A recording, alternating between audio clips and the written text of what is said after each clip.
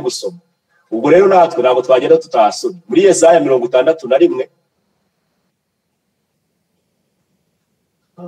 Yesaya 61 umurongo wa 2 niho Yesu nawe yararimo kumbura arasoma. Aravuga ngo kandi yanumye no kumenyesha abantu umwaka w'imbabazi z'Uwiteka n'umunsi Imana yacu izahoreramo inzigo no guhoza abarira bose. Ihangane niho Yesu yabarimo kubakotinga akotinga Yesaya iby'ubuhanuzi bwa Yesaya. Noneho hano tugarutse muri Luka usomye ukomeje gasoma mu mirongo yo hasi nuko atangira kubabwira ati ubu ni 21 uyu munsi ibyo byanditswe bisohoye mu matwi y'ahanyu. Umurongo wa 21 ngo yamaze kubabwira baranye ngo baramutumbiye kubera yuko batari bari biteguye atari bari aware y'ibyo barimo bavuze biteguye kumva ibindi bintu agiye kubabwira. Arabwira ati yaramaze kwiyicarira abonye bamutumbiriye arababwira ati ariko urandeba uyu munsi ibyo byanditswe bisohoye mu matwi yanyu. Bose baramushima batangazwa n'amagambo meza avuze ko mu kanwa ke bati mbese aho yusi we mwene Yosefu ngo urumva baramushimye ngo ari ibyo amaze kubabwira ariko bahita bagira bamugarura muri rya vuko Yesu atashakaga kumva kuko Yesu igihe cyose bamubwiraga ngo mwene Yosefu bashaka kumusanisha na bwa buzima bwo kwa Yosefu kumushyira mu iryo vuko ryaho ngaho. Yesu igihe cyose yavugaga ko data ari Imana ariko bo bamureba bakabona ari uwo kwa Yosefu. Niyo mpamvu Yesu ababwira ati n'ubundi ndabizi nta muhanuzi wemerwa iwabo. Arangije arigendera ibiri munsi ababwira ibyo bahanuzi ba Eliya na Elisa ntabwo ushaka kubivuga ariko aka kanya ndagira ngo twige iby'umwaka umwami agiriyemo imbabazi kuko uyu mwaka ni umwaka uri uhishe byinshi cyane. Iyo wasobanukiye uyu mwaka ubu uri umutunzi, ubu uri umuntu ufite byose, ubu uri umuntu wasingiriye umugabane utateze kuzakwa. Ahangaha ni muri uyu mwaka akenshi bawuvuga mu Balewi ibice 25. Iyo usomye mu Balewi uyu mwaka niho bawuvuga neza. Mu Balewi ibice 25 turi buze kwifashisha umurongo wa 4 twonye dusime dufate wa 10 ngo nuko bazubaka ahasenyu 25 ibice 4 abariho tureba ngariko umwaka wa 7 uzaje ubisabato yo kuraza igihugu ihinga yo kuzirizwa Uwiteka nuka ubibemo ku murima wawe nuka waganyemo amahage n'imizabibu yawe. Ahangaha mu Bisirayeli bari bafite itegeko ryo kuziririza isabato iby'amasabato y'iminsi n'ibyiki ariko bageraga n'isabato y'umwaka bagakora indi myaka 6 yose bakayikoramo ibyo bashaka ariko bagera ku mwaka wa 7 ukaba umwaka w'isabato ukaba umwaka wo kuruhuka ukaba umwaka wo kuraza imirima. Noneho uwo mwaka arakiri ikintu bawukoragamo ngo baryaga n'ubundi bintu byinageje muri wa murima. Noneho kugira ngo n'abasuhuke n'imbata n'ibiki byose nabo uwo mwaka ubabera umwaka w'ibyishimo ubabera umwaka w'umunezero. Noneho uwo mwaka iyo washiraga iyo yabaga ari isabato ya mbere y'umwaka noneho bakazigira n'indi sabato yindi kurikiyeho kugera ku masabato 7 ubwo yabaga ari imyaka 49. Ku isabato ya 49 barazaga umwaka ariko yashira bakagira undi mwaka wiyongeraho uwo ngo bakawita ngo ni yubire iyo yubire rero niyo yabaga ari y'ibyishimo iyo yubire niyo yabaga ari y'umunezero iyo yubire iyo yagusangaga wabaga mbese nawe yabaga ari ibyishimo urebe bya byishimo ujye ugira bwa nyuma mbese wumva wishimye ukavuga ati noneho uyu munsi ndishimye. Iyo yubire iyo sabato yarangiraga y'umwaka wa 49 habaga ibintu wenda byinshi ariko ndavuga ku bintu bitatu. Iyo cyambere cyabaga ngo nukubabarirwa imyenda. Turasoma hano ku murongo wa 10 ngo mujye yuko ni yubire tugiye kurebaho ngo mujye mweza umwaka wa 50. Ubwo baga umwaka wa 50 twabaze ko ari amasaha 7 ikaba imyaka 90 noneho ku mwaka wa 50 kaba yubire gukuwo mwaka ngo mujye mweza umwaka wa 50 mu gihugu cyose. Murangire abo muri icyo bose umudendezo. Uwo mwaka ujye ubabera uwa yubire. Muri uwo mujye musubiza umuntu wese muri gakondo ye kandi umuntu wese asubire mu muryango we. Urumva uwo mwaka wari umwaka mwiza ku mbata, wari umwaka mwiza ku Bisirayeli, wari umwaka mwiza ku matungo, wari umwaka mwiza mbese ku bacakara. Ikintu cyose cyabaga kiri muri icyo gihugu uyu yabaga ari umwaka w'umundendezo w'umunezero. Habagaho ikintu bita ngo kubabarirwa imyenda. Nimba nari mufitiye umwenda ariko nkaba maze igihe kinini uwo mwenda narabuze ubwishyu nabo iyo nageraga mu uwo mwaka nta kintu wongeraga kumbaza, wabaga ari umwaka w'imbabazi. Ubwo byabaga bihwaniyemo, ubwo nabaga nabageze muri yubire yanjye. Wabaga ari umwaka wo kurekura abacakara. Nimba umucakara ageze ku uwo mwaka wa yubire ubwo ngo yahitaga bafuri, noneho yamara kuba free agahita noneho yidegembye. Yabaga ari umwaka wo gusubiza ubutaka. Nimba ari umuntu banyaze ubutaka akongera agasubirana bwa butaka bwe. Yabaga ari umwaka mwiza ku muntu uwo ari we wese usanze muri icyo gihugu. Ariko hano dore akaga rero ahantu kabera. Hano iyo ukomeje gusoma bakubwira ngo kereka umuntu nimba nabaga wenda ndi umucakara cyangwa ndi imbata yo kumukire runaka, nkabona arangaburira, nkabona meze neza yo nongeraga ngewe ubwanjye ngewe bitutse ku bushake bwanjye kongera noneho ngewe nishinze ububata mw'uwo mwaka nkabati oya ngewe ntabwo nshaka kuba furi, ahubwo ndashaka gukomeza kuba imbata muri uru rugo kwa shebuja. Aho ngaho niho byabaga noneho ari ikibazo, kuko uyu muntu iyo uwo mwaka wavagamo ubakongera bagatangira ikindi kiraga. Uwo yongeye kwiboha iyo nyir'urugo yapfaga cyangwa akamuhinduka nta kindi kintu cyo kwireguza, kuko ubwo bubata niwe ugiye kwifunga, niwe wigumishije aho ngaho. Haje itegeko ry'isabato riramuririzinze, ariko ubwe noneho yongeye kwibohesha. Aribyo byabwiwe Abaheburayo barabwira ati ngo nimba ko barimo kubabwira ku by'amategeko ngo nimba ngo mwarababariwe mukongera mugasubira mu mategeko, nta wundi munsi wo kugira ngo Yesu Kristo azongere kuza kubapfira, ahubwo nyine ayo mategeko niyo azakomeza kubatwaza igitugu.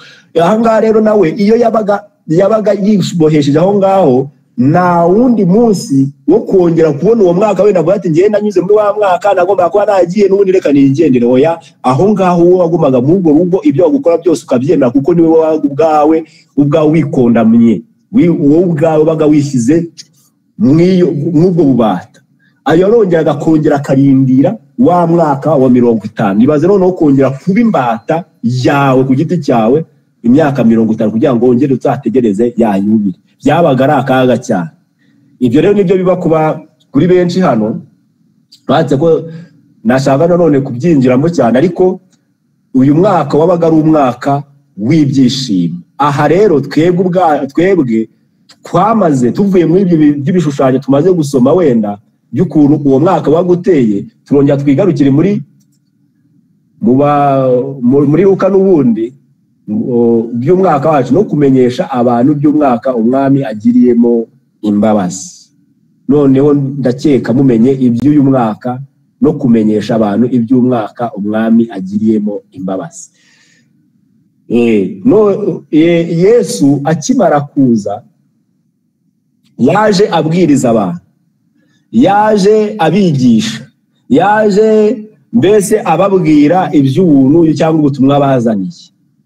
Arangije ariko abantu bamwe bakajya bamukomeza kumubona nkaho ari umuhanuzi, ngira ngo hano twabibonye, bakomeza kumubona nkaho ari umuhanuzi.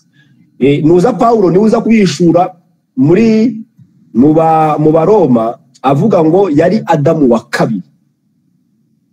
Tugiye Adamu wa kabiri na Adamu wa mbere, ariko iyo usomye cyane cyangwa ugakomeza kwigira imbere ugusanga ari Adamu wa mbere, n'ubu ntabwo ugeze abo wa mbere cyangwa abo wa kabiri. Ubwo n'ubanga iyo uvuze ngo ni Adamu wa kabiri ubuvuze ko washobora no kuzana Adamu wa gatatu, ariko ni Adamu uheruka, ni muri level y'uwo bari bafite inuza twavyuwa ngo ni nkuko wavuga ngo ni president, wenda tubishyire mu bintu biciriritse, wenda ukavuga ngo ni president n'undi ni president, wenda ukavuga ngo ni umwami n'undi ni umwami. Yari muri byari bishatse kuvuga nk'iyo kategori. Ni ukuvuga ngo Adamu wa mbere, nimba twari turi muri Adamu wa mbere, ni ukuvuga ngo Adamu wa mbere yari adufiteho ububasha, ariko noneho Kristo nawaza mu icyo cyico avuga ngo nimba Adamu wa mbere yari afite ububasha kw'aba bantu, nanjye ndaza ndi kuri iyo level yo kuba Adamu wa kabiri, ariko nanjye ngire ububasha.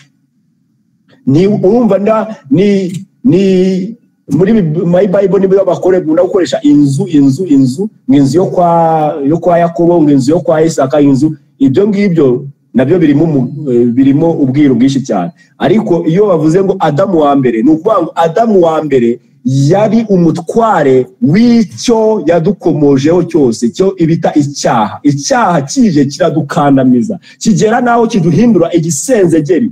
Aho twagiye dusoma igisenzegeri ni iki, ubwo numva wenda mayindi yanyu mukibyibuka, ibyo igisenzegeri atwokoza icyo gisenzegeri. Adamu amaze kutwokoza icyo gisenzegeri, Kristo araza amaze kubona iby'ubwo busenzegeri bwacu, nawe araza aduha agakiza, aduha amavuta, aduha ubutware, natwe turongera tubaho. Azana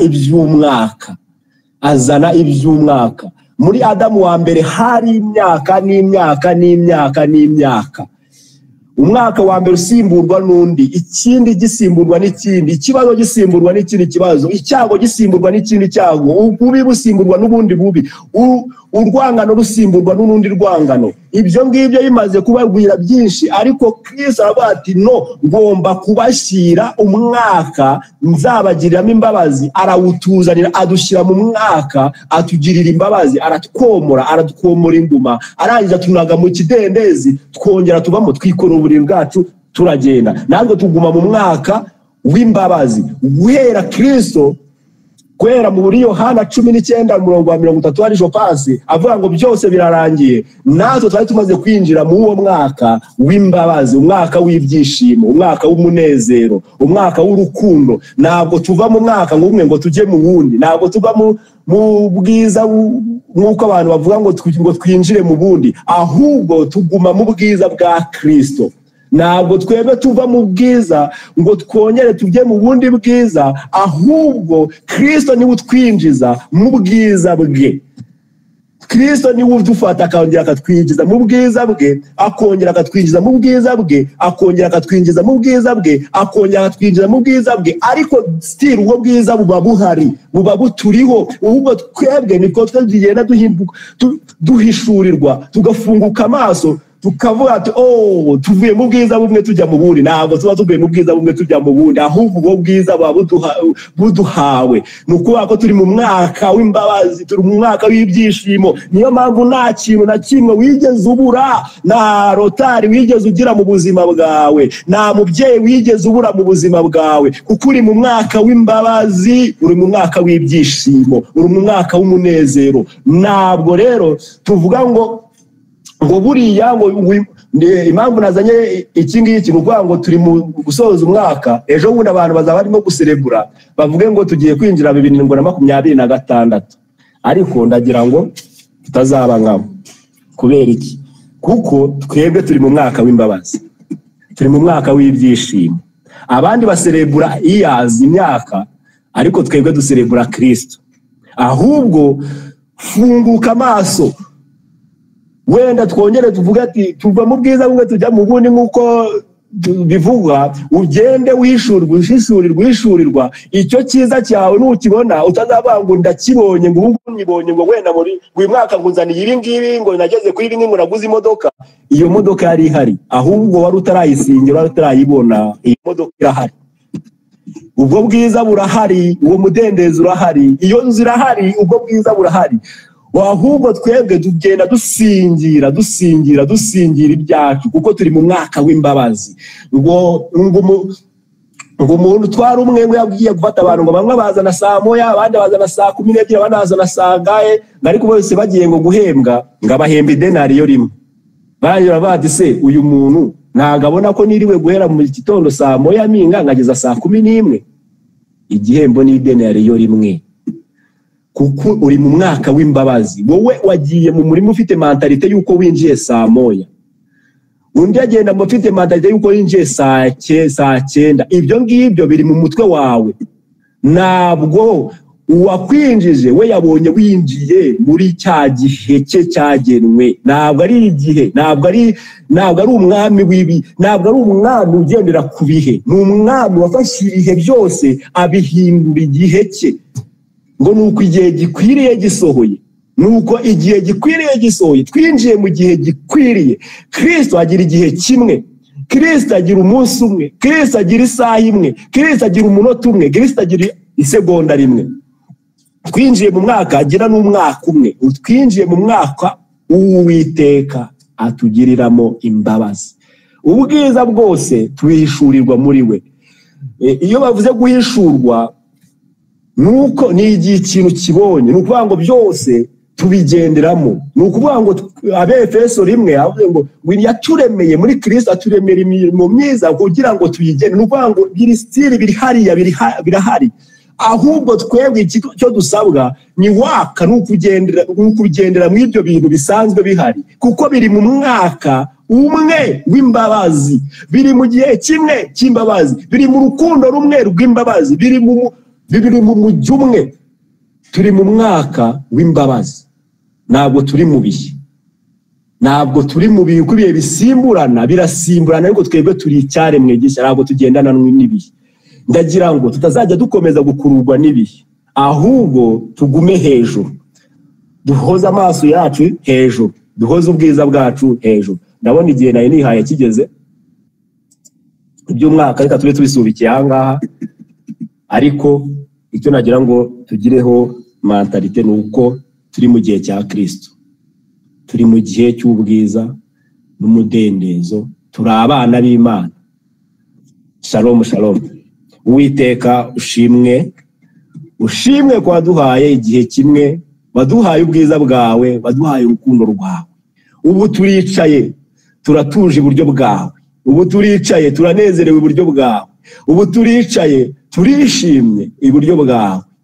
Ntabwo turaba ibihe, ahubwo turaba igihe, turaba Uwiteka. Ni wowe Alufa ukaba na Omega, wafashe igihe kibanza ugihuza n'igihe gitangira.